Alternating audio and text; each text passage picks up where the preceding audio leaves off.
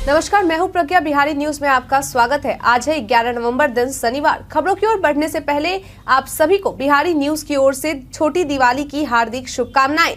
अब एक नजर सुर्खियों पर। आज है छोटी दिवाली, जाने इसका महत्व। राज्य के प्रत्येक ग्राम पंचायत में किसान चौपाल की हुई शुरुआत। दिवाली और छठ पूजा को लेकर बिहार पुलिस ने की बड़ी तैयारी। अमिताभ बच्चन के शो केबीसी में पहुंचे बिहार के शंकर। पाकिस्तान को सेमीफाइनल में पहुंचने के लिए वसीम अकरम ने दिया अनोखा सुझाव। अब चलिए बढ़ते हैं बिहार के अब तक की 25 बड़ी खबरों की ओर विस्तार से। गुजरात के आंगनबाड़ी केंद्रों में 10,000 से अधिक वर्कर और हेल्पर की भर्ती। गुजरात सरकार के महिला एवं बाल विभाग के अंतर्गत राज्य के विभिन्न जिलों में स्थित आंगनबाड़ी केंद्रों में वर्कर और हेल्पर के 10,400 पदों के लिए भर्ती निकाली गई है। ऐसे में वो लोग जो इसके लिए आवेदन करना चाहते हैं वह गुजरात सरकार के कॉमन भर्ती पोर्टल e-hrms.gujarat.gov.in पर जाकर ऑनलाइन तरीके से अपना आवेदन कर सकते हैं। बता दें कि आवेदन करने की अंतिम तारीख 30 नवम्बर 2023 तक निर्धारित की गई है। इसके लिए अगर शैक्षणिक योग्यता की बात करें तो उम्मीदवार को किसी मान्यता प्राप्त बोर्ड से 10वीं पास होना अनिवार्य है। इससे जुड़ी अधिक जानकारी के लिए जारी किए गए अधिसूचना को देख सकते हैं। आज है छोटी दिवाली, जाने इसका महत्व।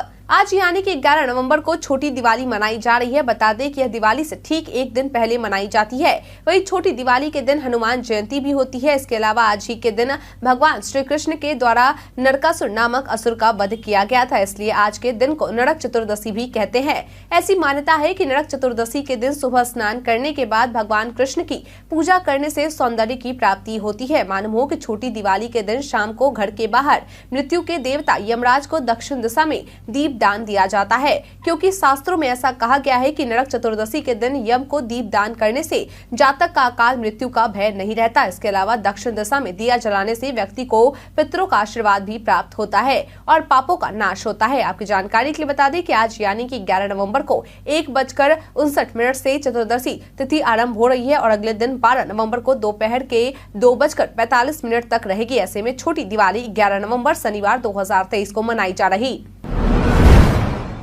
बिहार विधान परिषद में पारित हुए 6 विधेयक, 305 प्रश्न हुए स्वीकृत। 6 नवंबर से शुरू हुए बिहार विधानसभा के शीतकालीन सत्र में कुल 5 बैठकें आयोजित हुई, जिसमें कुल 6 विधेयक पारित किए गए, जिनमें बिहार विनियोग विधेयक 2023, बिहार सचिवालय सेवा विधेयक 2023, बिहार माल और सेवा कर विधेयक 2023, बिहार पंचायत राज विधेयक, बिहार पदों एवं सेवाओं की रिक्तियों में आरक्षण विधेयक 2023, बिहार आरक्षण विधेयक 2023 शामिल है। इसके साथ ही इस सत्र में कुल 347 प्रश्नों की सूचनाएं प्राप्त हुई, 305 प्रश्नों को स्वीकृत किया गया और कुल 132 प्रश्न अनागत हुए, जबकि 173 लंबित प्रश्नों को आगामी सदन की मेज पर रखने हेतु सरकार से अनुशंसा की गई। वहीं सत्र में ध्यानाकर्षण की कुल 50 सूचनाएं प्राप्त हुई, जिनमें से 27 ध्यानाकर्षण सूचनाएं सदन लाए जाने के लिए स्वीकृत हुए। वहीं शून्यकाल की कुल 16 सूचनाएं प्राप्त हुई और सभी स्वीकृत की गई।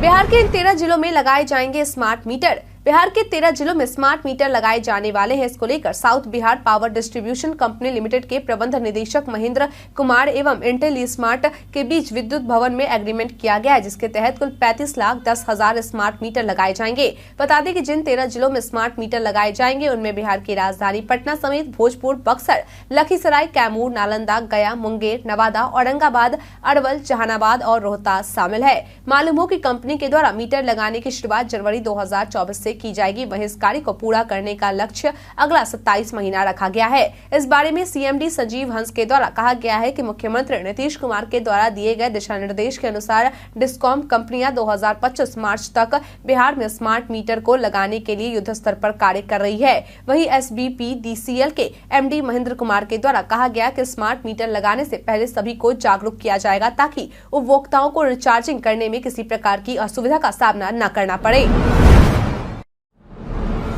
बिहार पर्यटन में आज हम बात करेंगे उदयपुर वन्यजीव अभयारण्य के बारे में। उदयपुर वन्यजीव अभयारण्य भारत के बिहार राज्य के पश्चिम चंपारण जिले में स्थित एक वन्यजीव अभयारण्य है। इसकी स्थापना 1978 में हुई थी और इसका क्षेत्रफल 8.74 वर्ग किलोमीटर है। वन्यजीव अभयारण्य मुख्य रूप से आर्द्र भूमि है, जो गंडकी नदी के बाढ़ क्षेत्र में एक ऑक्सबो झील पर स्थित है। यह निवासी और प्रवासी दोनों प्रकार के जलीय पक्षियों का घर है। अभयारण्य में दलदली वन, शुष्क नदी वन और खैर शिशु वन के क्षेत्र है। यह निचले गंगा के मैदानों में नम पर्णपाती वन क्षेत्र का है। अभ्यारण्य में एक विश्राम गृह है। निकटतम शहर और रेलवे स्टेशन बेतिया है। अभ्यारण्य चंपारण वन प्रभाग के उप निदेशक के अधिकार क्षेत्र में है, जिसका मुख्यालय बेतिया में है। यह अभ्यारण्य बेतिया आर्द्रभूमि से लगभग आधे घंटे की दूरी पर है। इस अभ्यारण्य में आपको बहुत सारे जंगली जीव देखने को मिलते हैं। इसके अलावा यहाँ पर झील भी है, जहाँ विभिन्न प्रकार की मछलियाँ हैं। साथ ही पक्षियों की अलग अलग प्रजातियां भी देखने को मिलती है।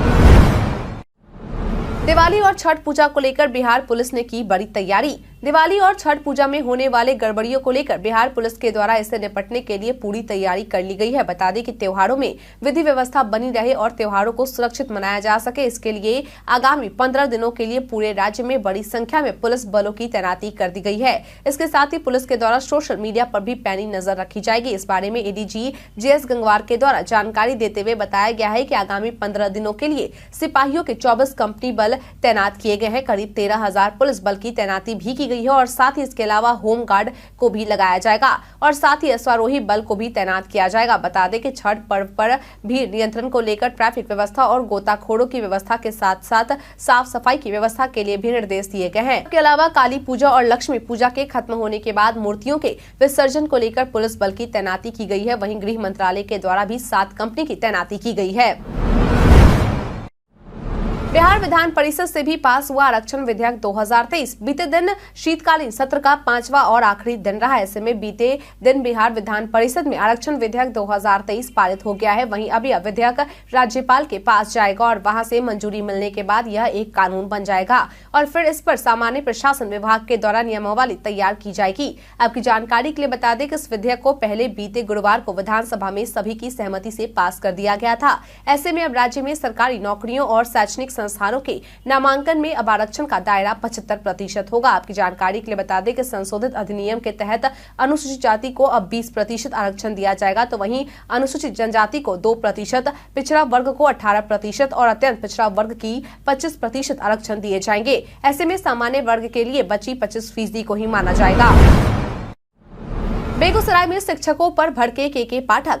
बीते दिन बिहार सरकार के शिक्षा विभाग के अपर मुख्य सचिव के पाठक बेगूसराय पहुंचे, जहां उन्होंने कई स्कूलों का निरीक्षण किया। इस दौरान उनके साथ बेगूसराय के जिलाधिकारी रोशन कुशवाहा, जिला शिक्षा पदाधिकारी सहित कई कर्मी मौजूद रहे। बता दें कि बीते दिन निरीक्षण के दौरान के पाठक जब जेके स्कूल पहुंचे तो वो काफी गुस्से में नजर आए। इस दौरान गुस्से में लाल पीले के पाठक के द्वारा शिक्षकों से कहा गया कि इतनी सारी फौज है, तनख्वाह देने निकलते हैं तो 40-40 हजार करोड़ का होता है। मैं इसी विद्यालय में 400 बच्चों को स्कूल से निकाल सकता हूं जो ठीक से विषय भी नहीं पढ़ सकते। उन्होंने शिक्षकों से कहा कि आप लोग बच्चों की पीढ़ियों को बर्बाद करने का काम कर रहे हैं। मुझे तब गुस्सा आता है जब देखता हूं कि बच्चे किताब खोलकर एक लाइन भी नहीं पढ़ पाते। आप लोगों ने अब तक किया क्या है? वहीं इस दौरान के पाठक मीडिया से मुखातिब होने से बचते रहे और मीडिया के किसी भी सवाल का जवाब नहीं दिया।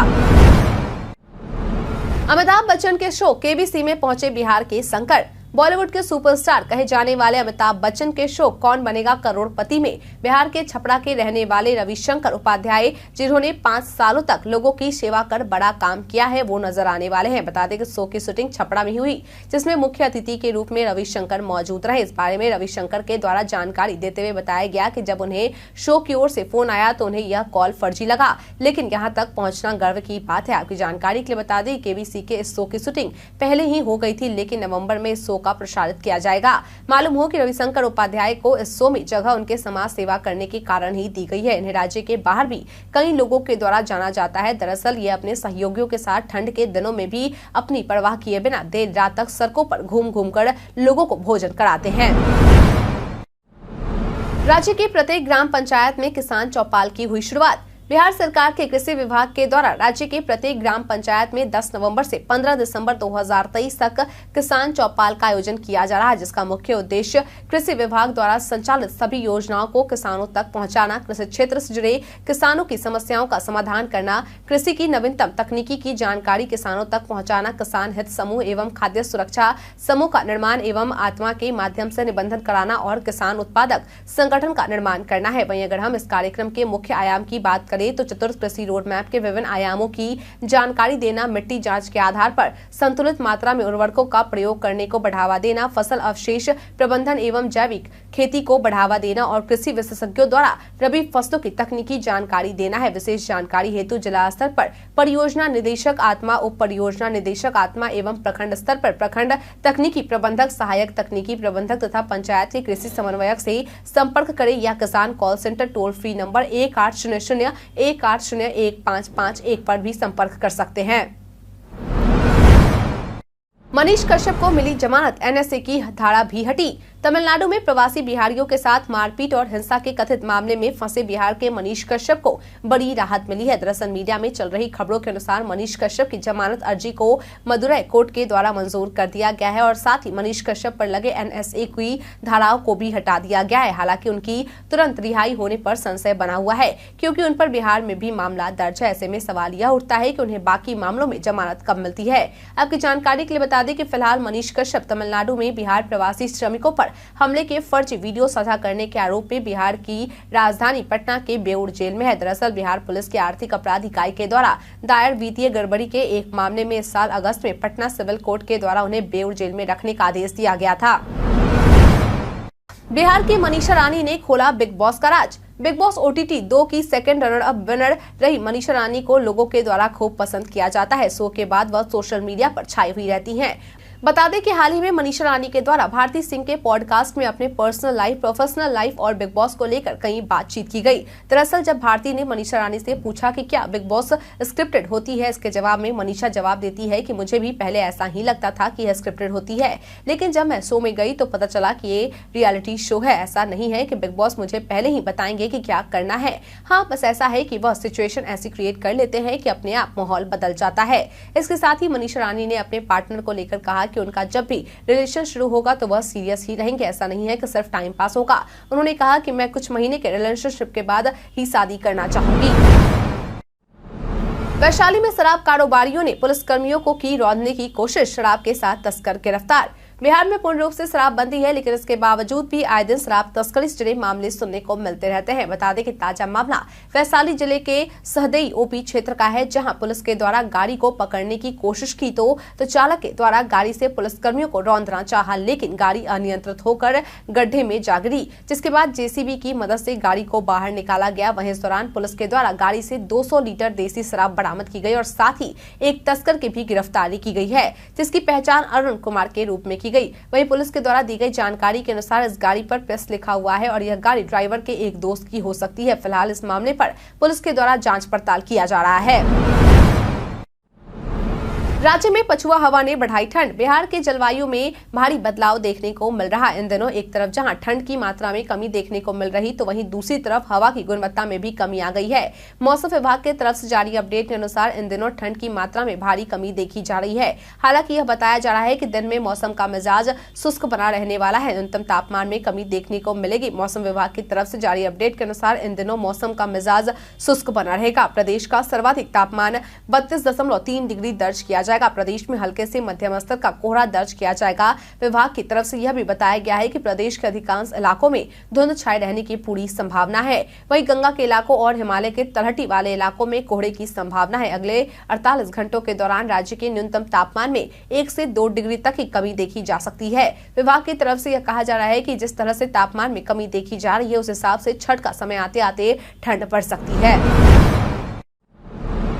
विधानसभा में गूंजा क्रिकेट एसोसिएशन में भ्रष्टाचार का मामला। बीते दिन बिहार विधानसभा के शीतकालीन सत्र के दौरान जेडीयू विधायक डॉक्टर संजीव के द्वारा ध्यानाकर्षण के दौरान क्रिकेट में भ्रष्टाचार का मामला उठाया गया। जेडीयू विधायक की ओर से बिहार क्रिकेट एसोसिएशन की कार्यप्रणाली पर सवाल खड़े किए गए। उन्होंने ईटीवी से बातचीत करते हुए कहा कि बिहार क्रिकेट एसोसिएशन पर मनमाने ढंग से काम करने का आरोप लगाते हुए कहा कि प्रतिभावान खिलाड़ियों को मौका नहीं दिया जाता, बल्कि बिहार के बाहर के खिलाड़ियों को पैसा लेकर मौका दिया जा रहा है। उन्होंने राकेश तिवारी के खिलाफ शिकायत भी दर्ज करवाई है। विधानसभा में भी मामले को उठाया गया है। पक्ष और विपक्ष के दर्जनों विधायकों के द्वारा हस्ताक्षर किए गए हैं। उन्होंने कहा कि राजीव तिवारी को बीजेपी के द्वारा कोषाध्यक्ष बनाया गया है, जबकि उन पर गंभीर आपराधिक मामले दर्ज हैं। मेरे पास उनके खिलाफ पक्के प्रमाण है और मैं किसी भी सूरत में उन्हें बख्शने नहीं वाला। तेजस्वी यादव के मुख्यमंत्री बनने का हुआ खुलासा। बिहार के मुख्यमंत्री नीतीश कुमार के द्वारा उप मुख्यमंत्री तेजस्वी यादव को अपना उत्तराधिकारी बताया जा चुका है। वहीं बीते दिन बिहार विधानसभा परिसर में लड्डू खिलाने को लेकर हुई बहस में यह भी खुलासा हो गया है कि तेजस्वी कब मुख्यमंत्री बनने जा रहे हैं। दरअसल बीते दिन विधानसभा में आरजेडी और बीजेपी के बीच लड्डू खिलाने को लेकर लड़ाई हो गई। बीजेपी विधायक की ओर से आरजेडी के लड्डू को उठाकर फेंक दिया गया, जिसके बाद राजद विधायक मुकेश रोशन के द्वारा कहा गया कि बिहार में 75% आरक्षण का प्रस्ताव पास होने की खुशी में लड्डू खिलाया, लेकिन ये लोग आरक्षण विरोधी है, दलित पिछड़ों से इन्हें प्रेम नहीं है, इसलिए इन्होंने लड्डू फेंक दिया और लड़ाई कर ली। वहीं दूसरी ओर बीजेपी विधायक लाखेंद्र पासवान के द्वारा कहा गया कि राजद आरक्षण 75% होने की खुशी में लड्डू खिलाने नहीं आए थे, बल्कि वे बता रहे थे कि छठ पूजा के बाद तेजस्वी यादव बिहार के मुख्यमंत्री बनेंगे, इसलिए हम लोग लड्डू बांट रहे हैं, आप लोग भी लड्डू खाइए और जश्न मनाइए। इसी बात को लेकर गुस्से में लड्डू उठाकर फेंक दिया। आंगनबाड़ी कर्मियों पर हुए लाठीचार्ज पर प्रशांत किशोर का बयान। बिहार की राजधानी पटना में आरजेडी ऑफिस पहुंची आंगनबाड़ी सेविकाओं और सहायिकाओं पर पटना पुलिस के द्वारा लाठीचार्ज किया गया। इसके अलावा महिलाओं पर वाटर कैनन का भी इस्तेमाल किया गया, जिससे कि कई आंगनबाड़ी सेविकाएं घायल हुई। इस घटना पर प्रतिक्रिया देते हुए जन स्वराज के सूत्रधार प्रशांत किशोर ने कहा कि मुख्यमंत्री नीतीश कुमार की सरकार में पटना में लाठीचार्ज करवाने का नियम बन गया है। सरकार ने एक फिक्स्ड पैरामीटर बनाया है कि लोगों को डाक बंगला चौराहा, बेली रोड, हड़ताली चौराहे पर घेरो और लाठियों से पिटवाओ। मुख्यमंत्री या उनके मंत्रियों पर कोई परेशानी नहीं आनी चाहिए। ये कहीं न कहीं दिखाता है कि नीतीश कुमार के दिमाग में बैठ गया है कि हम काम करें या ना करें, जनता में कितना भी रोष हो, कोई ना कोई जुगाड़ लगाकर मुख्यमंत्री मुझको ही बने रहना है। उन्होंने कहा कि इन पर लाठीचार्ज किया गया, ये कोई नई बात नहीं है। कोई शिक्षक चला जाए उस पर भी लाठीचार्ज, बेरोजगार बच्चे जा रहे हैं उन पर भी लाठीचार्ज, सरपंच गए उन पर भी लाठीचार्ज, मुखिया गए उन पर भी लाठीचार्ज किया जा रहा है।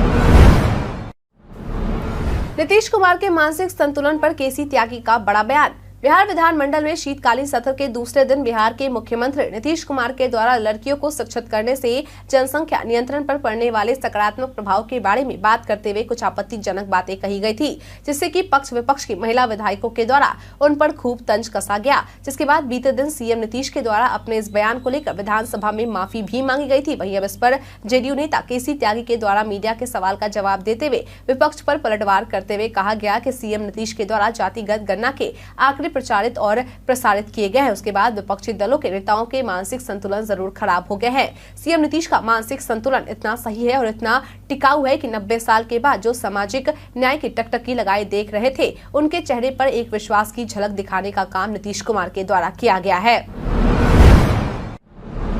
पाकिस्तान को सेमीफाइनल में पहुंचने के लिए वसीम अकरम ने दिया अनोखा सुझाव। विश्व कप 2023 के सेमीफाइनल मुकाबले में पाकिस्तान की टीम पहुंच सके, इसको लेकर वसीम अकरम की ओर से पाकिस्तान टीम को एक अनोखा सुझाव दिया गया है। दरअसल वसीम अकरम के द्वारा पाकिस्तान चैनल पर विशेषज्ञ की भूमिका निभा रहे हैं। ऐसे में शो में आने से पहले वसीम अकरम के द्वारा सवाल का जवाब देते हुए कहा गया कि अगर पाकिस्तान को सेमीफाइनल में पहुंचना है तो पाकिस्तान को पहले बल्लेबाजी करके जो भी स्कोर बनाना चाहे बना ले।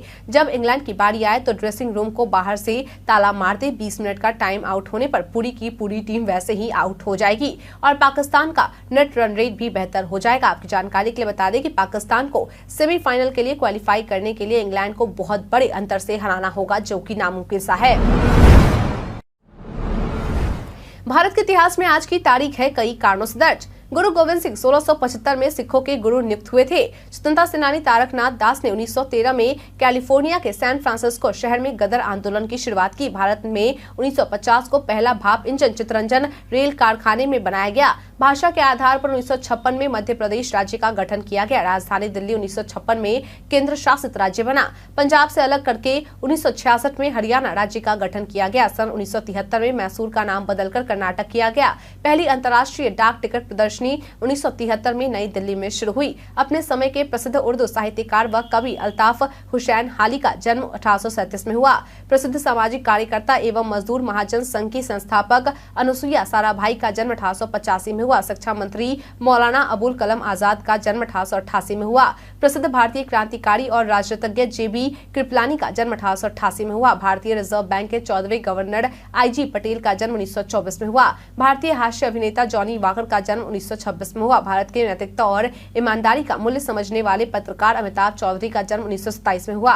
हिंदी के प्रसिद्ध साहित्यकार कैलाश वाजपेयी का जन्म 1936 में हुआ। हिंदी फिल्मों की प्रसिद्ध अभिनेत्री माला सिन्हा का जन्म 1936 में हुआ। भारतीय परमाणु वैज्ञानिक अनिल काकोदकर का जन्म 1943 में हुआ। मशहूर फिल्म निर्देशक और संगीत में ध्वनि के जानकार देवकी बोस का 1971 में निधन हुआ। प्रतिष्ठित कवि एवं गीतकार उमाकांत मालवीय का 1982 में निधन हुआ। कन्नड़ भाषा के कवि व लेखक कुप्पाली वेंकटप्पा पुटप्पा का 1994 में निधन हुआ। आधुनिक काल के प्रसिद्ध हिंदी व राजस्थानी लेखक कन्हैया लाल सेठिया का 2008 में निधन हुआ। आज के दिन को राष्ट्रीय शिक्षा दिवस के रूप में भी मनाया जाता है। वायरल में आज हम बात करेंगे नौकरियां देने के बारे में। सोशल मीडिया पर कई सूचनाएं वायरल होती है, लेकिन सभी सच हो ये जरूरी नहीं है। ऐसी क्रम में आज हम बात करेंगे नौकरियां देने के बारे में। दरअसल पीआईबी ने अपने एक ट्वीट में लिखा है कि एक वेबसाइट https://rashiavijna.org विभिन्न पदों के लिए नौकरियां देने का दावा करती है और उम्मीदवारों से आवेदन शुल्क के रूप में 1675 रुपए का भुगतान मांग रही है। पीआईबी ने ट्वीट में आगे लिखा है कि वेबसाइट फेक है। वेबसाइट का संबंध एग्रीकल्चर इंडिया से नहीं है। इस सेटिंग को ऑन कर ऑटोमेटिक ब्लॉक करें स्पैम कॉल्स। हमारे साथ कई बार ऐसा होता है कि हम स्पैम कॉल से परेशान हो जाते हैं। अगर आप भी स्पैम कॉल से परेशान हैं तो यह खबर आपके लिए है। बता दें कि अगर आप एंड्रॉइड फोन का इस्तेमाल करते हैं तो आप ऐसे कॉल्स को नजरअंदाज कर सकते हैं। इसके लिए आपको बस एक सेटिंग को ऑन करने की जरूरत होगी। दरअसल गूगल की ओर से यूजर्स को स्पैम कॉल की जानकारी कॉल रिसीव करने से पहले दी जाती है। मालूम हो कि गूगल की यह सेटिंग एक खास तरीके से कॉल उठाने और कॉल करने के साथ ही काम करती है। बता दें कि सेटिंग के ऑन होने से गूगल यूजर कॉलर का नाम स्क्रीन पर चेक कर सकता है। कॉल अगर स्पैम है तो गूगल अपने यूजर को कॉल आने पर ही इसके स्पैम होने की जानकारी फोन की स्क्रीन पर डिस्प्ले कर देता है। इसी तरह जब गूगल यूजर फोन से किसी ऐसे नंबर को डायल करता है जो उसकी कॉन्टैक्ट लिस्ट में सेव नहीं है तो कॉल करने पर उस नंबर से जुड़ी जानकारी डिस्प्ले होती है। इस सेटिंग को ऑन करने के लिए सबसे पहले आपको गूगल फोन ऐप को ओपन करना होगा। अब टॉप राइट कॉर्नर पर नजर आ रहे 3 डॉट ऑप्शन पर क्लिक करना होगा। अब सेटिंग्स पर टैप करना होगा। अब कॉलर आईडी और स्पैम के ऑप्शन पर टैप करना होगा। अब सी कॉलर एंड स्पैम आईडी के आगे टॉगल को ऑन करना होगा। इसी के साथ फिल्टर स्पैम कॉल्स के आगे टॉगल को ऑन करना होगा। हाजीपुर में शूट हुई चांद चकोर 10 नवंबर को हुई रिलीज। सच्ची घटना पर आधारित रोमांटिक वेब सीरीज चांद चकोर बीते दिन 10 नवंबर को रिलीज हो चुकी है। लेकिन बता दें कि इस फिल्म की खास बात यह है कि इस फिल्म की शूटिंग बिहार के हाजीपुर के महनार में शूट हुई है। ऐसे में यह सीरीज बिहार के लोगों को काफी पसंद आने वाली है। आपकी जानकारी के लिए बता दें कि यह सीरीज एवीएन फिल्म्स ओटीटी पर रिलीज हुआ है। इस सीरीज के निर्माता रामेंद्र कुमार सहनी है तो वहीं सह निर्माता गीता कुमारी है। वहीं इस सीरीज के निर्देशक नीरज सिन्हा है। इस फिल्म को लेकर निर्माता के द्वारा जानकारी देते हुए बताया गया है कि इस फिल्म की कहानी बिहार की है, इसलिए इसकी कहानी को जीवंत बनाने के लिए इसकी शूटिंग हाजीपुर में की गई है। इस सीरीज में बिहार के कलाकारों को भी मौका दिया गया है। सीरीज का निर्माण एवीएन फिल्म्स के बैनर तले किया गया। बता दें कि सीरीज में मुख्य भूमिका के रूप में मनोज कुमार राव, स्मृति कश्यप, मनोहर तेरी, सत्यम, रोशन आर्या, पिंकी सिंह, सर्वेंद्र कुमार यादव, विकास राज और चंदन कुमार हैं। धनतेरस पर हरे निशान में बंद हुआ सेंसेक्स निफ्टी। बीते दिन धनतेरस के मौके पर सुबह से शेयर बाजार में उतार चढ़ाव देखा जा रहा था, लेकिन बीते दिन का कारोबार खत्म होते होते बीएसई सेंसेक्स 72 अंकों के उछाल के साथ 64,904 अंकों पर बंद हुआ। तो वहीं नेशनल स्टॉक एक्सचेंज का निफ्टी 30 अंकों के उछाल के साथ 19,425 पर बंद हुआ। बता दें कि जिन स्टॉक्स में बीते दिन तेजी देखी गई उनमें banking, pharma, FMCG, metals, energy, commodity, oil and gas sector शामिल है। वहीं जिन स्टॉक्स में गिरावट देखने को मिली उनमें आई, ऑटो, मीडिया, हेल्थ केयर और कंज्यूमर ड्यूरेबल्स के शेयर रहे। मालूम हो कि सेंसेक्स के 30 शेयरों में से 13 शेयर तेजी के साथ और 17 गिरकर बंद हुए, जबकि निफ्टी के 50 शेयरों में 30 शेयर तेजी के साथ और 20 गिरावट के साथ बंद हुए। बीते दिन निफ्टी में दोनों ही इंडेक्स मिड कैप और स्मॉल कैप स्टॉक्स हरे निशान में बंद हुए। आंगनवाड़ी सेविकाओं को मिला पप्पू यादव का साथ। बीते दिन जन अधिकार पार्टी के अध्यक्ष पप्पू यादव आंगनवाड़ी सेविका के पास पहुंचे, जो विधानसभा सत्र के शुरुआती दिनों से ही लगातार पटना में जमी हुई है और शीतकालीन सत्र के अंतिम दिन यानी कि बीते दिन भी सभा कर रही हैं। वहीं इस दौरान पप्पू यादव के द्वारा उप मुख्यमंत्री तेजस्वी यादव का नाम लिए बगैर कहा गया कि आप विपक्ष में थे तो कहा था कि हमारी सरकार आएगी तो आंगनवाड़ी सेविका का मानदेय दोगुना करेगी। केंद्र सरकार के द्वारा भी राज्य कर्मी बनाने का वादा किया गया था, फिर क्यों नहीं किया जा रहा। उन्होंने कहा कि आंगनवाड़ी सेविका 40 दिन से हड़ताल पर है तो मैं मांग करता हूं कि उनकी मानदेय सरकार को देना होगा। अगर उनकी कटौती की गई तो पप्पू यादव सड़क पर उतरेगा। सरकार चयन मुक्त की बात कर रही है तो 2.5 लाख आंगनवाड़ी सेविका कहां जाएगी। मैं एक बार फिर चेतावनी देता हूं कि छिड़िएगा तो पप्पू यादव छोड़ेगा नहीं। आंगनवाड़ी सेविकाओं को अगर चयन मुक्त किया गया तो फिर सड़क से सदन तक हंगामा होगा। हम प्रतिदिन आपसे 5 ऐसे जरूरी सवाल और उससे जुड़े जवाब बताएंगे जो कि बीपीएससी, बिहार पुलिस, दरोगा समेत एसएससी जैसे अन्य प्रतियोगी परीक्षाओं में काम आएंगे। सवाल इतिहास, बिहार स्पेशल, विज्ञान, करंट अफेयर्स और भूगोल से रहेंगे। पूछे गए 5 सवाल में आपने कितना सही उत्तर दिया, कृपया करके यह हमें कमेंट करके जरूर बताएं। हमारा पहला सवाल है, हाल ही में किसने जलवायु परिवर्तन और परमाणु ऊर्जा पर 2023 अंतर्राष्ट्रीय सम्मेलन की अध्यक्षता की है? Option A America, option B Bharat, option C UAE, option D रूस।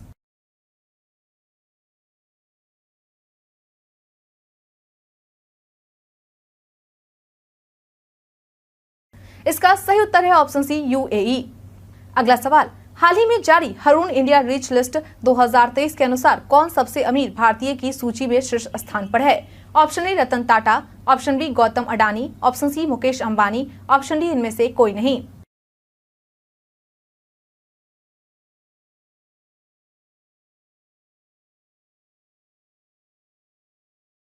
इसका सही उत्तर है ऑप्शन सी मुकेश अंबानी। अगला सवाल, बिहार में नक्सलवाद की शुरुआत किस जिले से हुई थी? Option A Nalanda, option B Bhojpur, option C Gaya, option D Patna.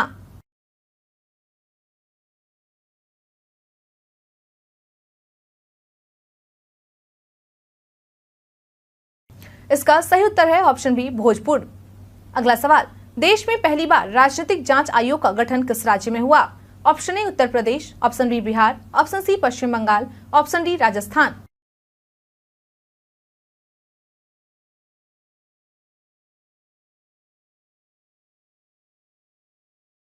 इसका सही उत्तर है ऑप्शन बी बिहार। अगला सवाल, संपूर्ण क्रांति देश के किस राज्य से संबंधित है? Option A Rajasthan, option B Uttar Pradesh, option C Bihar, option D Paschim Bengal.